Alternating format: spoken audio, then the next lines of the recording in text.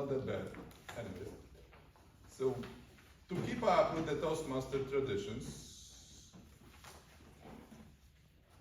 we have the first speech from the Pathway Manual Level 5, Project 1, Manage Successful Events, and this speech will be presented by Price. Speech title is From Confusion to Clarity. Timer is 5 to 7 minutes. The purpose of the speech is for the member to share his experience planning, organizing, leading, and implementing an event. And we have a quote from Teddy Roosevelt: when you are asked if you can do a job, tell them, certainly I can, then get busy and find out how to do it. Okay, I'll have to memorize that. But now, please join me in welcoming our distinguished Toastmaster, very own Price Polinick. Price Polinick.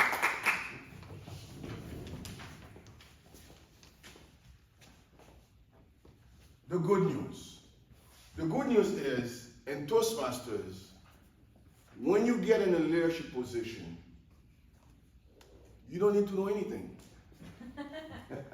That's the only place that I've worked in my life where prerequisites like, do you have experience?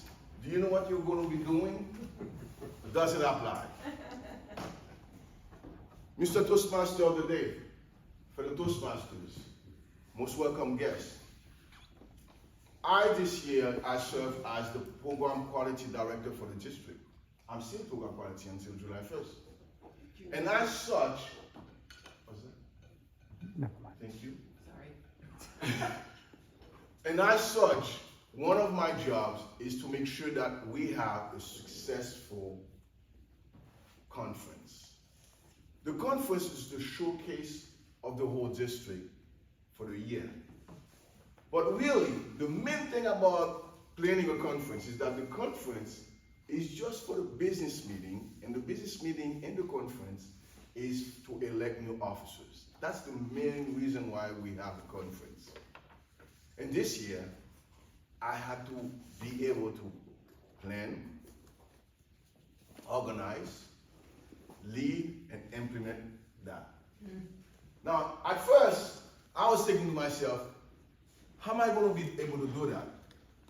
Because I did not apply to be a program quality director, which is like the operations manager for a big business, or a VPE for a club. I actually applied for the third position down, and they told me, no. I think you could do this. So I had no plan to begin with, but I had to come up with one. So the first thing is you have to come up with a team on the fly, very quickly. I didn't have much time, not much imagination. I realized that I spent a few days in my life, part of the United States Navy. So I said, maybe I'll go with a boat team. That would be nice. So this is what we came up with. Which I have to say I'm very proud of. And this was our logo for the whole conference this year. Now, being that you're part of the trio, so it's like being in the C level of a big company, you don't get to actually implement all your projects yourself. So you have layers after layers after layers of people to implement them. So that's where it gets pretty confusing. Because you get a lot of anxiety trusting your baby to other people to implement and hoping that at the end, well, you'll be successful. Of course, you don't get credit for being successful. I'll tell you that right now. If anything goes wrong, somebody will find you and tell you, Price, you messed it up. So first, I had to have a team. Thank God I had a nice lady right after election that walked up to me and said, Price, if you need anything, let me know. So what I did, a few days later, I called her up. I said, remember, you told me, right? If I need anything. And that's exactly what happened. The reason why she had experience attending the conference, which I never did. She had an experience being on a team that actually organized a conference, which I never did. So I thought she was the perfect lady to just take it and run with it. And she did. So in our district, since we are in 2 different countries, we have a bipolar thing going, where we have to have one person in the team from the US, another one from the Bahamas, because our district run from Port St. Lucie to the Bahamas. So I had 2 team members working with me.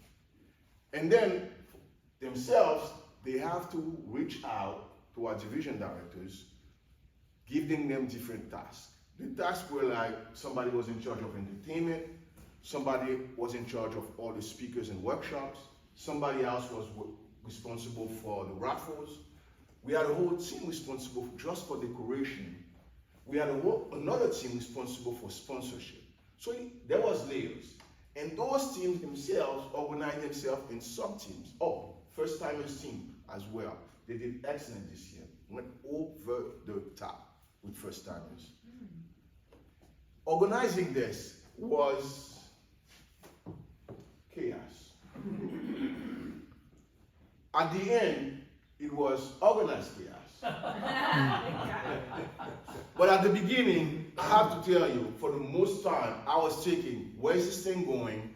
Are we really going to have a conference this year? That was my thought process. Thank God, as I get closer and closer and closer, it seems like the team was doing their own thing and figuring it out. Of course, when you have a big project like that, you always have to trust and verify. So I have places where I thought we were very weak, because I was checking from the people from the outside and saying, did somebody call you for sponsorship? No. Did somebody call you for raffles? No. And then I had to go back to my team and say, listen, we need to step on somebody's toes, because there's calls. I know there is raffles waiting to be picked up and nobody's told. So you have to be able to trust your team, but at the same time, you have to be able to check and make sure that the work is being done. Because from the high ceiling where you are to where the sub teams are, there might be a lot of slacking on going on. But I'm happy to report that at the end of the day, we had a 1-week conference that started on the 27th of April and ended on May 5th. And it went fabulous. How do I know that? Because first, I didn't get anybody pulling me in the hallway telling me how bad it was. And even the people who are really, really picky, when I go to them, I say, hey, how you doing? They say, oh, I'm having fun, this is great, this is awesome. So I can tell you that, yes, it was a lot of headache. Implementing it was challenging. I had a lot of doubt, but at the end of the day, it was successful. Thank you, Mr. Kusman.